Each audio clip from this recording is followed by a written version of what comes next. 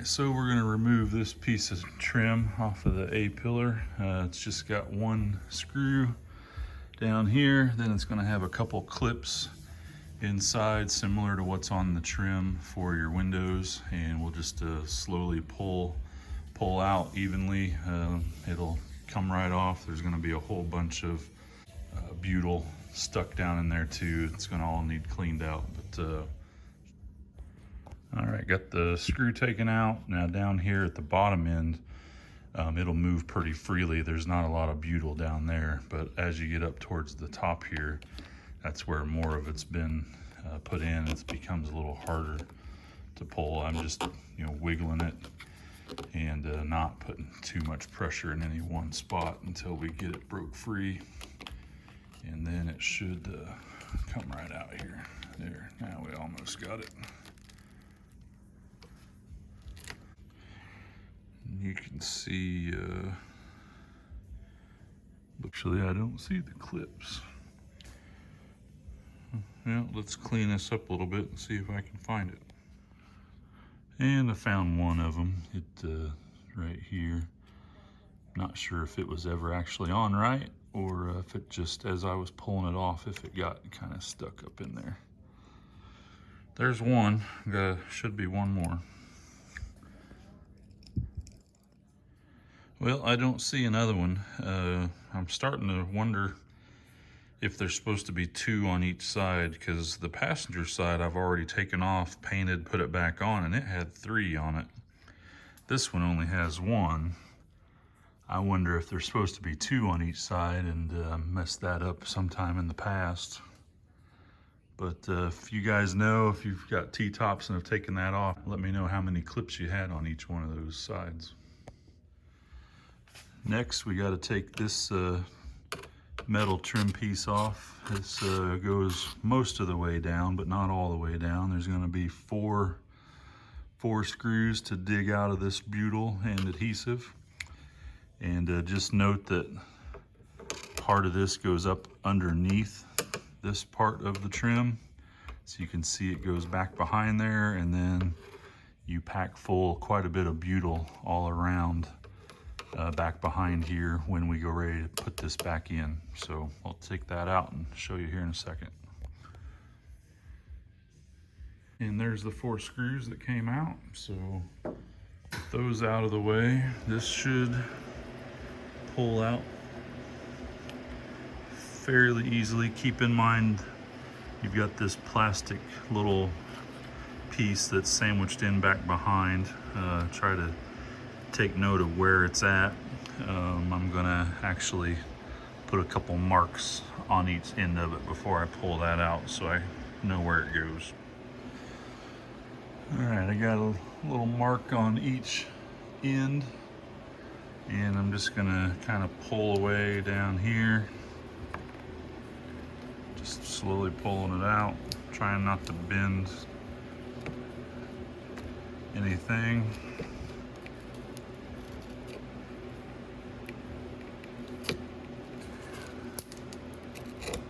It's got a lot of butyl back in there. There we go.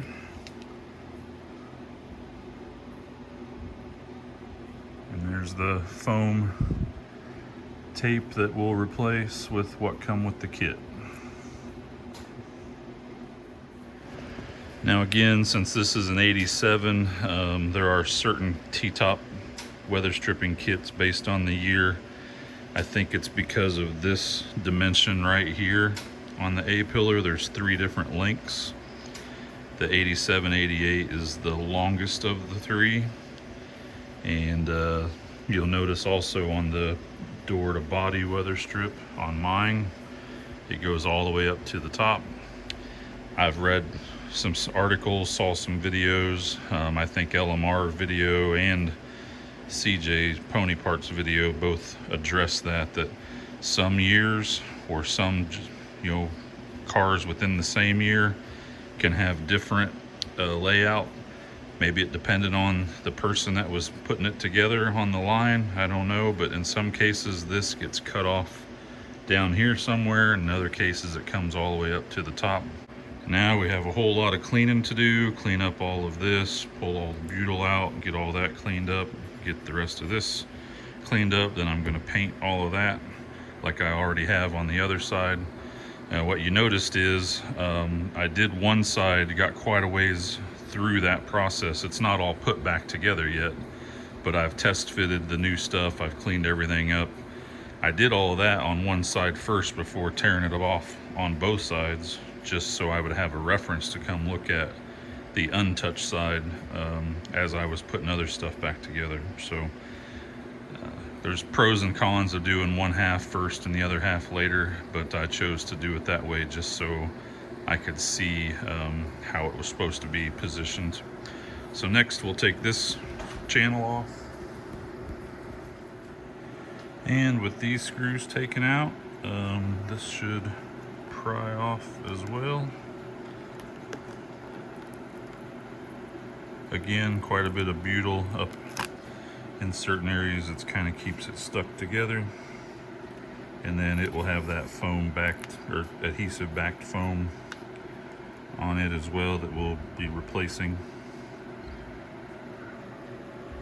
And yeah, a lot of butyl packed in there. And again, the door to body weather strip on mine went all the way up to the top. I think on this side of it, maybe all of them did that. And a little update here, continuing to just clean away at this old weather stripping adhesive, because right in this area is where you glue down the corner real good.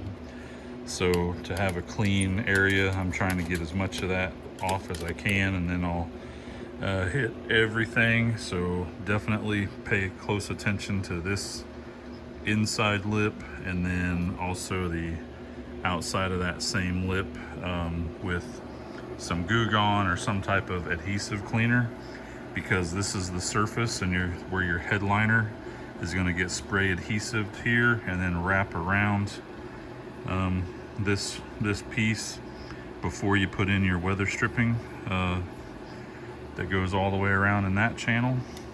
So clean all that up real good on both sides with adhesive cleaner. After you're done scraping all of this stuff off, then what I'm gonna do is take some light sandpaper and scuff this bigger channel. That's what you'll see when everything's put together and the tops are out. You're gonna see all this area if you look, because it's exposed. That's where water will run down and out. And then also you've got a drain hole for water right here. There's a tube connected to the backside. It runs down inside the frame here. I pulled away a little bit of the sound deadener that I have up here. I don't know if you can see that tube. Yeah, there's a tube in there that runs down all the way. So I'm gonna try to figure out a best way to make sure that's not plugged anywhere. Some flexible speaker wire or something, harness wire that will just make sure nothing's blocked. But I don't want to do anything that would damage it, put a hole in it, or pull it off of where it's connected. So once everything's cleaned off as good as I can get it, and then the adhesive remover, then I'm going to hit everything with a light scuff pad. I'll tape off, obviously, everything around the painted part of the car, and then I'll take some other automotive body panel degreaser, clean it all up, and then I'm going to spray all this with some trim black. I've already done that side. Looks a lot better. I've done the middle bar. I just need to do this side now, and that'll be the prep work before stuff goes back on. All right, I've got everything taped off, and we're gonna get this trim painted up. I've double checked to look for any areas where some overspray could get through, and I think I've got everything taped up pretty good. and even went a little further with some blankets just in case it traveled more than I thought it might. So I've got everything wiped down twice with clean rags and this stuff. So I did everything once and then changed rag, did it again. I was sanding on it yesterday, scuffing everything up and smoothing it out. And I'm gonna hit it with some SEM trim black to match the rest of the trim. The only thing I got left to do is I'm gonna put a little piece of tape over the T-top serial number there and cut that around, and then I'll get a few coats going and one step closer to being able to put the weather stripping back in. And I've got 3 coats on. Waited a few minutes for it to tack up in between, and I'm gonna go let it sit for a while now, and then I'll start peeling everything off and we'll see what it looks like. And another day's gone by. We're back into the work week. You can see I've got all the masking taken off. I kept the garage heated for quite a while before I painted and after on Sunday, just to let everything set up well and cure. Looks really good. Everything will be a nice uniform painted color once I get it all back together. And you can see I've started putting the felt adhesive, or the felt strips on my trim pieces. What I've done here is I've sandwiched the felt between some paint stir sticks and clamped it all down to try to prevent any gaps from lifting up after I stuck it down. So this has been sitting this way overnight, and I'm going to leave it on here another day just to let everything set up well. Kept constant pressure on it till I got it all installed, then sandwiched those clamps and stir sticks so that there'd be even pressure across the whole surface and not just the spots where the clamps were at. As soon as those set up, I'm ready to rivet them back on, and that'll really be some good motivation to start to see some work of accomplishment. It's just been so long of cleaning and scrubbing and picking at all the old stuff, and finally getting some paint and some trim back on will make it look like we're getting progress. So I'll probably wrap this video up here pretty soon, and the next one will be hopefully getting some of the trim riveted back on, finally getting the headliner in there. I couldn't do the headliner till I had all the painting done. So we'll get the headliner in and then trim out the pieces here in the openings where I won't need the vinyl, and get the spray adhesive. I did pick up, let's see, where's it at here? It's probably right in front of me. Are you kidding me? Oh, right there. Yep, see, like I said. So I picked up a fresh can of this. I think that's what caused my problem to begin with, of why I'm doing all this, is because the headliner I'd redone a couple years ago was starting to sag.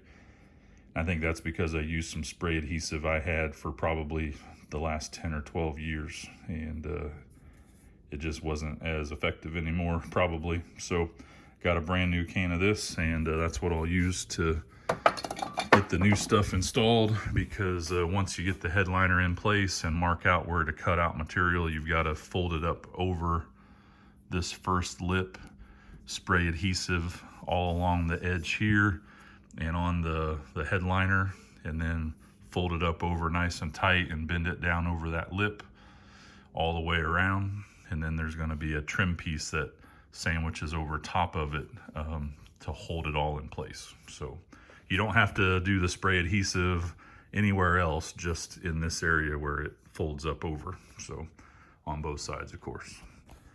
And yeah, we'll hopefully get all this taken care of soon, just in time for spring.